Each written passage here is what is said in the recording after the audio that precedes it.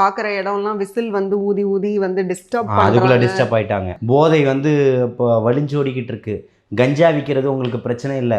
24 மணி நேரமும் சாராய கடையில் பிளாக்ல கிடைக்குது, டாஸ்மாகில், அது உங்களுக்கு பிரச்சனை இல்லை. போகக்கூடிய அக்கா தங்கச்சிங்க கோயிலுக்கு கூட உண்மையாக ஒழுங்காக போக முடியல. அம்மா கூட போன பொண்ணை 2 காவலர்கள் சேர்ந்து அம்மாவை தள்ளி விட்டுட்டு பொண்ணை கொண்டு போய் பாலியல் வன்புணர்வு பண்ணுறான், அது பிரச்சனை இல்லை. 10ஆம் வகுப்பு படிக்கக்கூடிய பெண்ணு தன்னுடைய ஆண் நண்பரோட சென்னைக்கு வந்துட்டு திரும்ப போகும்போது அந்த பொண்ணு அந்த பையனை அடித்து துரத்திட்டு ஒரு காவலர் கொண்டு போய் அந்த பொண்ணை பாலியல் வன்புணர்வு செய்கிறான், அதுங்க பிரச்சனை இல்லை.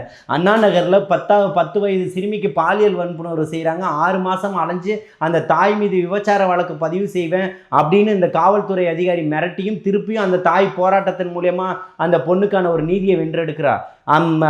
திரும்ப வழக்கு பதிவு செய்யப்படுது. அது ஒட்டுமொத்த ஒன்றியமும் இந்தியாவும் திரும்பி பார்க்கக்கூடிய இடத்துக்கு அந்த வழக்கு மாறுது.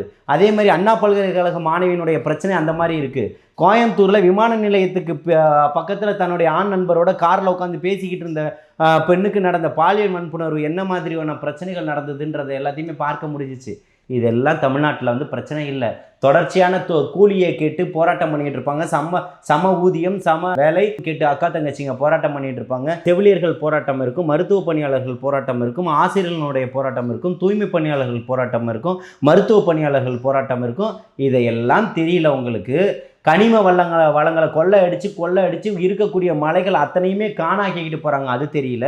மண் அள்ளுன்ற பேரில் ஒட்டுமொத்தமாக அத்தனையுமே பூமியை வரைக்கும் பார்க்கக்கூடிய அளவுக்கு பாதாளத்துக்கு மண் அள்ளி விற்றுக்கிட்டு இருப்பாங்க, அது உங்களுக்கு தெரியல.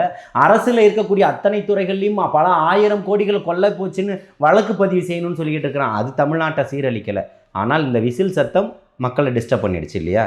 இதை பார்த்துக்கிட்டு இருக்கவங்க வந்து பதில் சொல்லுவாங்க. இந்த நிகழ்வை பார்த்துக்கிட்டு இருக்காங்க இல்லையா, கமெண்ட்ஸில் அதுக்கு நிச்சயமாக உங்களுக்கு பதில் சொல்லுவாங்க.